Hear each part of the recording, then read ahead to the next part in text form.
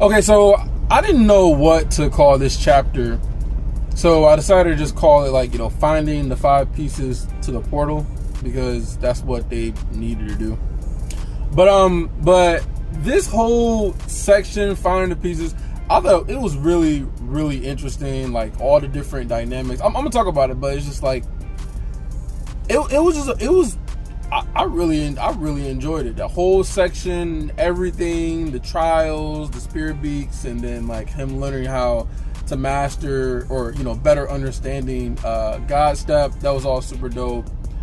But anyway, so we know in the beginning, Kara reveals herself. Hadrid isn't Hadrid. Hadrid is Kara. And honestly, I was shocked by this, because I was very curious about Hadrid, but I didn't really know exactly what or who Hadrid was. Like, I'm just like, how does this dude is so calm about all these situations, and he knows so much, and he knows that it's going to be dangerous when Arthur goes and goes into the relic tombs. But anyway, it was Kara the entire time. Now Arthur thinks about killing her, but he decides not to do it because he remembers her kindness and back when she first met him and she thought he was a girl, and her having pity on him, and just being kind in general, right? But so let me try to get more light. Maybe that helps a little bit. But yeah, her being kind in general is part of the reason why he just like, I'm not gonna kill you. You have she had plenty of opportunities to kill him if she really wanted to. So he kept her around, right? Which makes sense. But over the course of them traveling together, Arthur's getting more comfortable with her the entire time.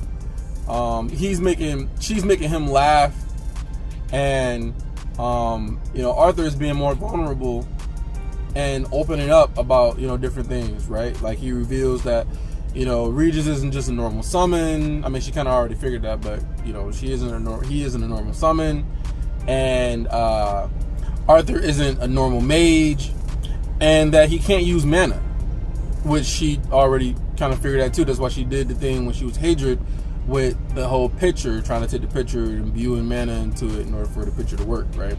And then he also shows her the Sylvie's egg, and he kind of like briefly talks about that, but he reveals like the rune, the dimensional storage rune that he has, and she's like rubbing his arm and stuff, right? And yeah, so he's getting more vulnerable and opening up. He doesn't want to keep everything a secret. He's tired of just all the lies and all the stuff, so he's just like, I'm gonna just tell you what's going on, right? Now, Aurora's Requiem, right? We first get to see an example of the power of Aurora's Requiem, and you realize that you need all 5 of the pieces in order for the portal to work, and they don't have all 5 of the pieces. They gotta find these pieces. Now, there's one part that's pretty funny to me that happens back when they were like sleeping together, trying to keep warm, and Arthur, he suggests that they sleep together and stuff, and then just the whole dynamic between after he suggests that they sleep together and be in the same bedroll. Maybe it would make more sense if we shared my bedroll, I said softly, thinking that our bodies' shared warmth in the confined bedroll might keep us warm. Regis, who was lying nearby, lifted his head, his eyes bulging. Slowly, Kara turned toward me, eyes wide and blushing bright red all the way up to her curved horns. I held my hand up in front of me. Wait, I didn't mean... Gray, while I admit you're quite handsome, don't think that getting me into your bedroll will be so easy. Oh my! I just thought that whole thing was funny, right? But mentioning Kara, right? Now, Kara, she's so determined to try to win Arthur over, to try to get him to naturally just trust her and explain things to her. She's not going to try to pry and try to pressure him to she just really wants to understand him, because she finds him very, very interesting, and his abilities and everything is like all new. She's never seen anything like it before, and so he's extremely interesting and intriguing, and so she wants to do whatever she can to prove to him that you know, that he can trust her. And so she says in there like, oh, you know, you can kill me if I do anything that's going to interfere with, you know, your purpose, your mission, what you're trying to accomplish. And I don't know, it just shows like her determination, right? It just shows how determined she is. Like when she set her mind onto something, like she's willing to do whatever it takes to, you know, fulfill it. And so that's kind of just part of her character. Now, Kara's dimension ring, it says, was damaged, right? From the mirror room. Everything that happened in the mirror room, her dimension ring was damaged. But they never touched on, and I thought about this too while I was rereading. I'm just like, well, Arthur has Aurora's Requiem. Why can't he just use the ability to repair her ring? Right? Just use the ability to repair the ring. Because I remember before, like she had, because they played the chess game, which I want to talk about in a second. But they played the chess game, and then also they was trying to make a fire, and her ability doesn't have fire, right? And so she had like matches, and she had an actual chessboard that she always takes with her when she goes down into the relic tombs. And so if he would have repaired the ring, then they would have had the fire, the matches and stuff like that, and had the chessboard, and she would have to make them terrible carvings, you know, the terrible carving pieces that she had did.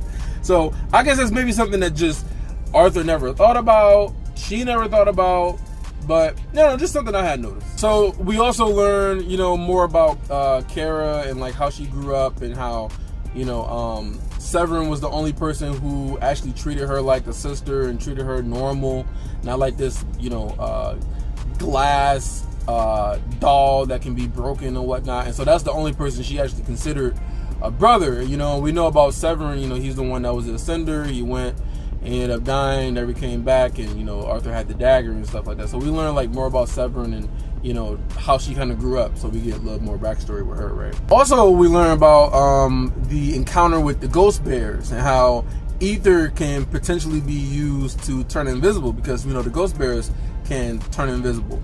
And so that's also an interesting skill that Arthur could potentially learn, that he could potentially learn in the future. So after a while of hanging out with that, they end up meeting the Spearbeaks.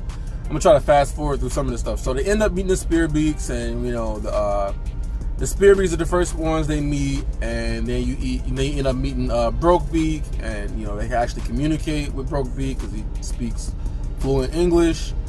And you know, they get the mission to go to try to find the other pieces from the other clans, the other different species, right? And so the Four-Fists is the first place they encounter, right? The first place they go to. And so they meet the Four-Fists, and, you know, end up fighting with the Four-Fists. And one of the big, like, kind of like major turning points, I guess, in that section would be that Arthur, finding out that, you know, not necessarily everything that Brokebeak was saying was true about them being like wild animals, and how you know, they just need to be eliminated. And so Arthur finds out that they're actually intelligent. They're not just wild, savage animals. They're actually intelligent. You know, they have the tattoos. The tattoo shows the intelligence.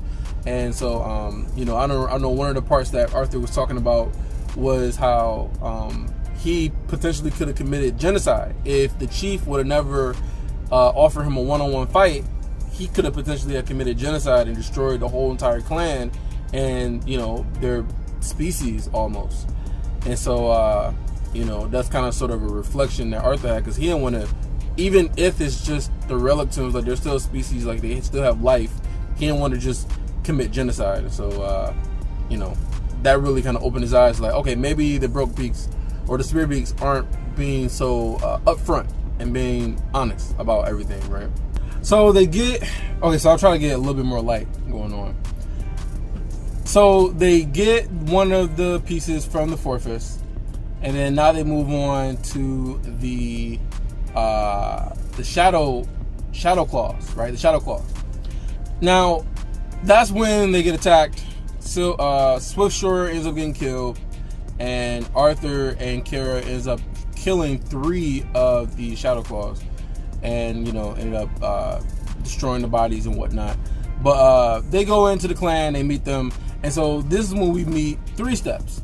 Now, I thought that this whole dynamic, right, with Arthur learning how to, because because Arthur is obviously very, very smart from his past and everything that's happened and how he learns and trains. He's very, very smart. He catches on to things. He thinks about things. But I thought it was a really good show of just like, he can't learn everything by himself. You know, he can't do everything. And so like this dynamic being where 3 Steps has to teach him, and you know, like he's pretty much like a child, has to teach him about how to better understand the ability and to being able to teleport God Step, you know, Shadow Step as they call it.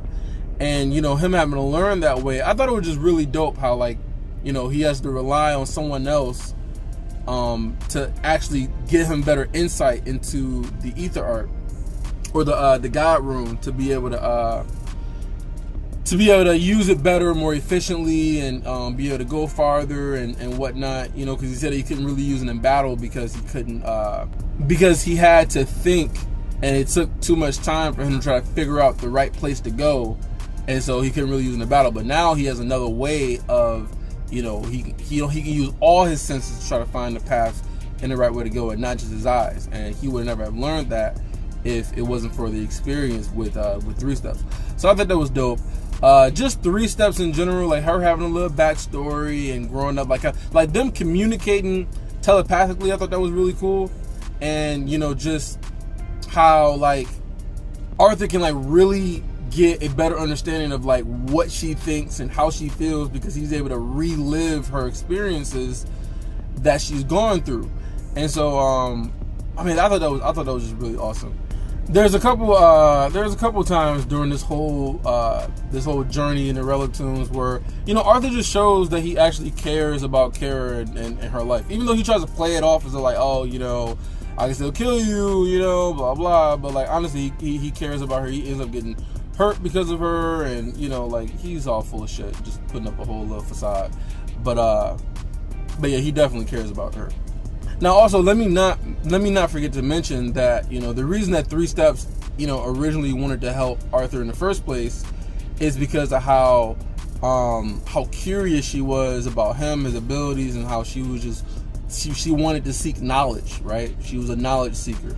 And so, you know, it revealed a part of her past when she was having a conversation about how, you know, she questioned like the purpose in life, you know, why do they exist and everything like that, and you know, why do they only give them the ability to do two jumps, you know, back when she was about to die, and that's when she did the 3rd jump, and that's, I say jump, but you know, the teleportation skill. And you know, that was man, it's just crazy how in these Relic Tombs, like there's really like intelligent life there, and they can just teach you so much shit. That's why, like, my favorite part is like the second part of the story, is because when they introduce the Relic Tombs and, you know, how it is in Alakria and all the technology and the people, like it really gives you a full understanding of just like the other side. And you know, that's why he's so empathetic, because he understands them better. But eventually all this shit all crumbles because, you know, Arthur thinks that he can bring the Spear Beaks and the Shadow Claws together, but realize he can't really do that. Like they've been fighting, and you know, for a long time, and he's not going to just overnight be able to bring things together, and he realizes that. And so he overstays his welcome. He's got to go, but then their scouts find out about, you know, suspicious activity or whatever, and they find, and you know, she reveals what happened, and then, or no, Arthur reveals to 3 Steps about what happened, them killing the Shadow Claws, and then she tells the rest of the clan, and then they're trying to fight, blah blah. So 3 Steps eventually ends up showing him where their portal piece is, and then also helping him out with his training even more by giving him the fruit that has the seed inside, so he can practice trying to form the claw, trying to get it out. And so that whole moment to me just showed that, like, yeah, she cares about her clan and she's in support of her clan, but she also, like, I guess respects Arthur because she wants to help him, and kind of, I don't know, it's like, I mean, she didn't have to give the piece, but she kind of knew that that's what they wanted. So anyway, she gave up the piece, gave him the fruit, and then they move on. Okay, I'm trying to get more light. Okay, bear with me. I'm trying to get more light. The look is kind of crazy, but I'm trying to get some more light in. But so the next part is, you know, kind of brief or whatever. Is that they end up fighting the wildlings, and the key moment for me that sticks out is just Regis coming out and him being like huge, like kind of like almost bear-like. And him fighting and having the destruction rune and using part of that ability, and it kind of taking over his mind a little bit, and, you know, him not having complete control over it, and, you know, them getting another portal piece from the wildling. So now they got 3 portal pieces, and you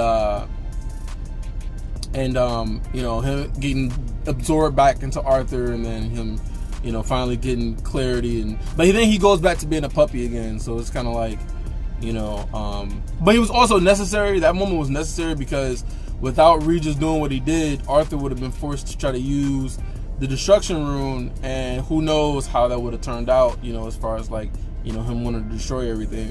But he didn't have to do that because Regis ended up fighting, and, you know, they was able to take control of the situation with Regis being, you know, as powerful as he was. So that was a good moment as far as like you know, him not having to use the destruction rune is what I mean.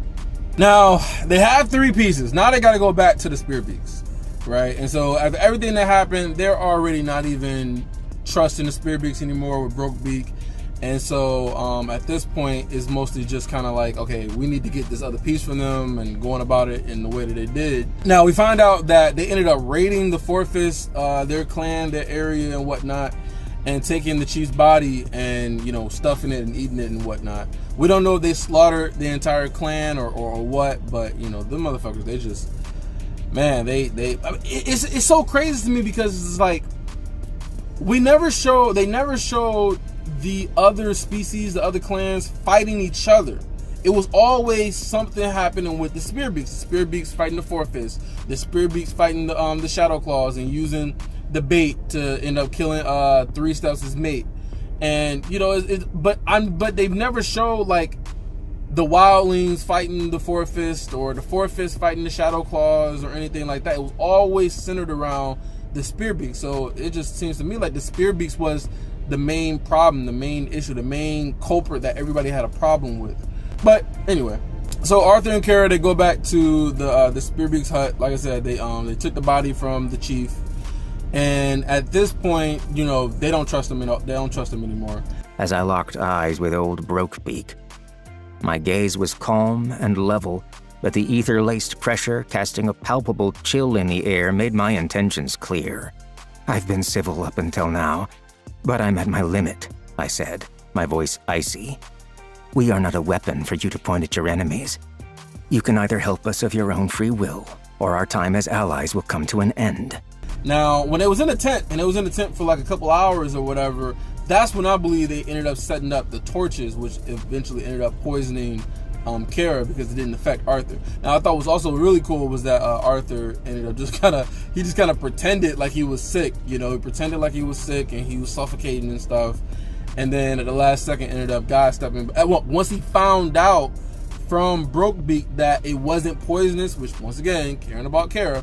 Once he found out that it wasn't poisonous, that's when he's just like, okay, now I can, you know, because the guard's down, they think he's sick or whatever. Guy stepped behind, Brokebeak, grabbed him by the neck, and just like, okay, you got to show me where the piece of the portal is. And, you know, he's still kind of, you know, bullshitting around and trying to buy time. But they eventually end up getting the portal piece. Brokebeak ended up getting killed by the one bigger Spear Beak, because I remember they had the 2 Spear Beaks that was like Brokebeak's protectors, but then there was one more that was like in the back, because once Brokebeak ended up getting grabbed by Arthur, that one Spear Beak didn't move, but the other 2 guards did move, and I was like, that's interesting, the other one didn't move. And then it goes to the point where Brokebeak ended up getting let go, and he's walking with his 2 protectors, the 2 bodyguards or whatever, and then the one bigger one is like in the background, you know, kind of like way behind. I'm just like, okay, he's in the background now, it's kind of suspicious. And then he ended up getting, you know, killing Brokebeak and, you know, telling Arthur to go. And so yeah, so obviously he didn't like him and saw an opportunity to kill him, and he killed him. So that happened. And they find the gold. They end up Arthur end up getting all the gold and all the artifacts or whatever that Brokebeak had collected. Kara ends up getting one artifact that reacts with her fire, her black fire. And then they go back, put it into pieces. They got 4 pieces now. It still don't work. They need the 5th piece. And then all of a sudden, just in their lap, one of the ghost bears a different ghost bear ends up just giving them the piece. And that's it. Give them the piece. They put it in, got the portal working, and then they now on to the next one. And so that whole scene was just the whole arc, I guess you want to call it. It was just really dope. Like I said, just the interactions with 3 steps and how Arthur ended up learning how to use God Step better. That sort of like training section was just really cool how he learned it. And then the whole dynamic with the spear beaks and how conniving they are, and it was just really great. But that is the end of that section, chapter, arc, whatever the hell you want to call it. And I don't know what section I'm gonna do next, but I'm gonna try to go forward because the audiobook it ends around that area. The Jinn. I'll probably make a video about the Jinn and the whole little training section that he has. But anyway, that's it for me, you guys. Hopefully you like the video and you subscribe, because I'm still posting videos about the beginning to the end. I don't know if I'm gonna try to make content about other novels. I've already read Solo Leveling. Not really sure if I want to go into that, but I don't know. I'll figure it out. But I'll see you guys next time. Peace.